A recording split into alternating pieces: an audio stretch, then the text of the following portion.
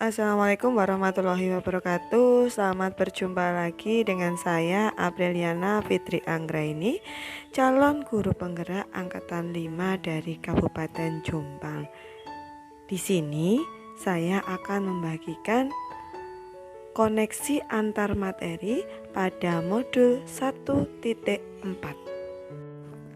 Pada modul sebelumnya kita mempelajari tentang filosofi Ki Hajar Dewantara yang menyatakan bahwa tujuan pendidikan adalah menuntun segala kodrat yang ada pada anak agar mereka mencapai keselamatan dan kebahagiaan yang setinggi-tingginya, baik sebagai manusia maupun sebagai anggota masyarakat.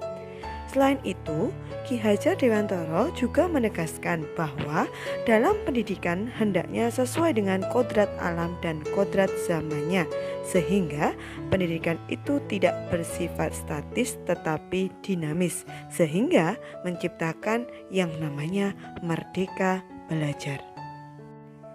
Dari pernyataan Ki Hajar Dewantara tersebut, maka sebagai seorang guru kita harus mempunyai nilai dan menjalankan peran agar mampu memotivasi muridnya menuju kebahagiaan yang setinggi-tingginya melalui proses pembelajaran. Adapun nilai guru penggerak adalah mandiri, reflektif, inovatif, kolaboratif, dan berpihak pada murid.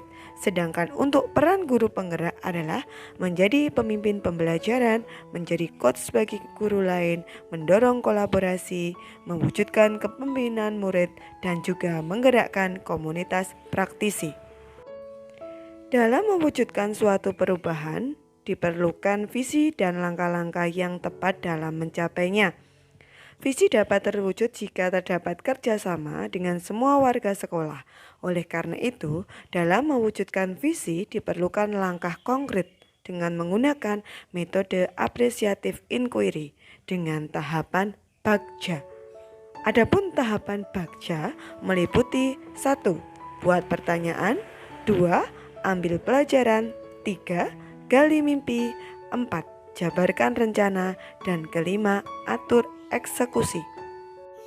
Dari tahapan bagja akan muncul pembiasaan-pembiasaan positif yang kita kenal dengan budaya positif. Budaya positif ini akan menimbulkan rasa aman dan nyaman pada murid dalam proses pembelajaran. Budaya positif juga mampu mendorong murid untuk mampu berpikir, bertindak, dan menciptakan apa yang merdeka bagi mereka, mandiri, dan juga bertanggung jawab. Kemudian, pada modul ini, sejauh mana pemahaman Anda tentang konsep-konsep inti yang telah Anda pelajari, yaitu disiplin positif, teori kontrol, teori motivasi, hukuman dan penghargaan, posisi kontrol guru, kebutuhan dasar manusia, keyakinan kelas, dan juga segitiga restitusi. Adakah hal-hal yang menarik untuk Anda dan di luar dugaan? Menurut pemahaman saya, disiplin positif merupakan pendekatan mendidik anak untuk melakukan kontrol diri dan pembentukan kepercayaan diri. Kemudian untuk nilai kebajikan dan keyakinan kelas adalah tujuan mulia di sini mengacu pada nilai-nilai atau prinsip-prinsip mulia yang dianut oleh seseorang. Posisi kontrol. Posisi kontrol bagi guru adalah pemberi hukuman, pembuat rasa bersalah, teman, pemantau, dan juga sebagai manajer.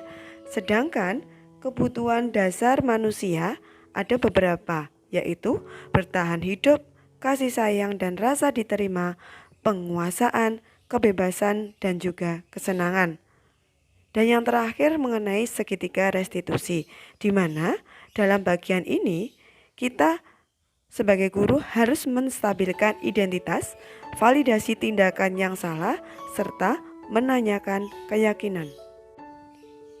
Perubahan apa yang terjadi pada cara berpikir saya dalam menciptakan budaya positif di kelas maupun sekolah saya setelah mempelajari modul ini? Setelah mempelajari modul ini, saya lebih mampu menahan emosi saya ketika menghadapi siswa yang melakukan tindakan indisipliner. Saya mencoba memposisikan diri saya berada pada posisi mereka dengan memahami motivasi yang timbul dan juga mendorong serta mengubah perilaku tersebut menjadi budaya yang positif. Kemudian, pengalaman seperti apakah yang pernah saya alami terkait penerapan konsep-konsep inti dalam modul budaya positif, baik di lingkungan kelas maupun di sekolah. Dalam melakukan posisi kontrol sebagai manajer, terkadang sikap saya berbenturan dengan guru senior yang merasa bahwa posisi penghukum adalah langkah yang paling jitu dalam membentuk budaya disiplin positif. Sehingga saya memerlukan suatu pendekatan khusus dalam mensosialisasikan hal ini kepada teman sejawat. Bagaimanakah perasaan saya ketika mengalami hal-hal tersebut? Tentu perasaan saya sangat tertantang dalam mengimplementasikan posisi guru sebagai manajer dalam melakukan segitiga restitusi. Karena dengan menempatkan diri sebagai seorang manajer, guru mampu memberikan kesempatan kepada murid untuk mempertanggungjawabkan perilaku dan juga mendukung murid dalam menentukan solusi permasalahan yang mereka hadapi.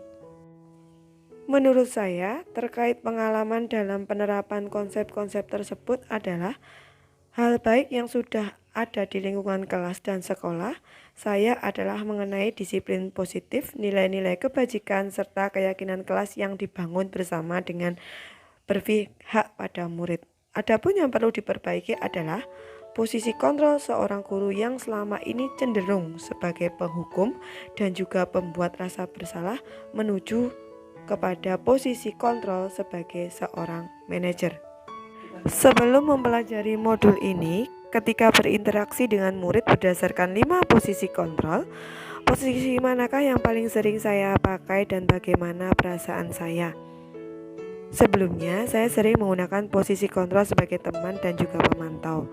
Saat itu perasaan saya adalah merasa benar dengan tindakan yang saya berikan kepada murid, walaupun kadang hasil yang saya harapkan kurang signifikan. Namun setelah saya mempelajari modul ini, saya mencoba menggunakan posisi kontrol sebagai seorang manajer. Dan saya merasa bangga dengan murid saya yang lebih menunjukkan rasa tanggung jawab mereka saat melakukan sebuah kesalahan. Sebelum mempelajari modul ini, pernahkah saya menerapkan segitiga restitusi ketika menghadapi permasalahan? Sebelumnya, saya pernah menggunakan konsep segitiga restitusi, namun tidak menggunakan tahapan yang utuh. Biasanya, ketika saya sudah berhasil meminta murid untuk mengakui kesalahan, saya akan meminta murid untuk mencari sendiri solusi yang tepat atas kesalahan yang telah mereka lakukan. Selain konsep-konsep yang disampaikan dalam modul ini, adakah hal-hal lain yang menurut saya penting untuk dipelajari? Ada hal lain yang menurut saya penting dalam menciptakan budaya positif adalah adanya kerjasama yang baik antara semua warga sekolah dan juga meningkatkan sarana dan prasarana sekolah. Kerjasama warga sekolah dalam mewujudkan nilai-nilai kebajikan perlu dilakukan dalam membangun budaya positif sekolah. Sedangkan peningkatan sarana dan prasarana sekolah sangat menunjang dalam mewujudkan sekolah yang nyaman, aman dan juga mendukung proses pembelajaran yang menyenangkan bagi peserta didik. Demikian yang dapat saya sampaikan. Ada kurang lebihnya saya mohon maaf. Assalamualaikum warahmatullahi wabarakatuh.